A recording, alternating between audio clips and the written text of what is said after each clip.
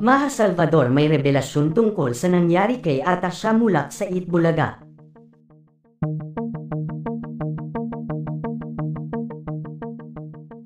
Nagulantang ang publiko sa naging pagsiwalat ng aktres na si Maha Salvador sa lahat ng kanyang naranasan noon last 2 years ago sa Itbulaga. Matatandaan na isa si Maha sa mga baguhang host noon sa nasabing show at ilang buwan din itong naging host sa Itbulaga. Matapos ng maging isang ganap na regular host ay nagdesisyon nga si Maha na umalis sa nasabing show sa hindi nito noon ipinaliwanag na dahilan.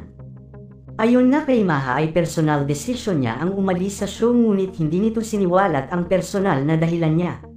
Naging laman nga ng usap-usapan noon ang kanyang pag-alis at nabahiran nga ng kontrobersya ang kanyang biglaang pamamaalam sa Itbulaga bilang isa sa mga bagong host nito.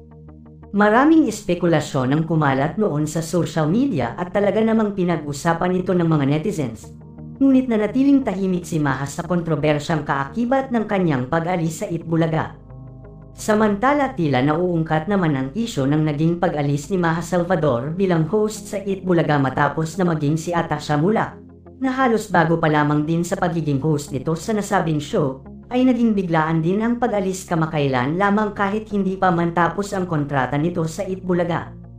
Unang kumalat sa social media ang nakakagulat na dahilan ni Atasha Mulak matapos na kumpirmahin ni Atasha ang pagkakaroon ng tensyon sa loob ng show.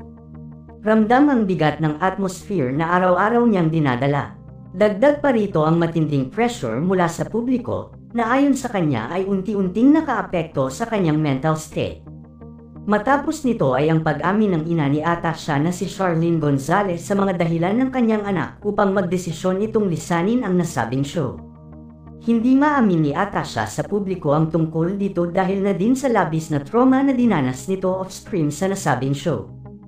Hindi nga lubos akalain ni Atasha na mararanasan niya ito at mismong co-host pa nito ang sangkot sa nasabing isyu na ito. Dahilan para pagpiestahan ang tungkol sa isyu na ito, kumakalat nga sa social media ang ginawang pambabastos at pambababoy umano ni Vic Soto at Joey De Leon kay Atasha, matapos na lumabas ang ilang nakakagulat na blind item patungkol dito. Walang pagbabago si Vic at Joey, hindi na nahiya kay Aga at Charlene sa ginawa kay Atasha. Ilan lang ito sa mabibigat na komento ng mga netizens hinggil sa isyu ng pambabastos umano ni Vic at Joey kay Atasha. Samantala tila nga ganito din ang dinanas ni Maha Salvador kagaya ng nangyari kay Atasha, at magaling lang talagang magtago ng baho si Vic Soto at Joey De Leon sa likod ng kamera. Kung magkaganon nga sana umano ay hindi na nahimik si Maha sa tunay na nangyari sa kanya sa nasabing show. Ngunit sa pagkakataon ng ito ay tila kabaliktaran sa ginawa ni Maha ang nais na mangyari ng mga magulang ni Atasha. Hindi umano mananahimik si Aga at Charlene hanggat hindi nila napapatunayan ang mga ginawang ito ni Vic at Joey sa kanilang anak. Tila nga magiging malaking isyu ito kung magkataon na mapatunayan ang kahalayang nagaganap off-screen sa nasabing show, at maging ang show nila ay tiyak na malaki ang magiging epekto ng mga naging kilos ng mga main host ng Itbulaga.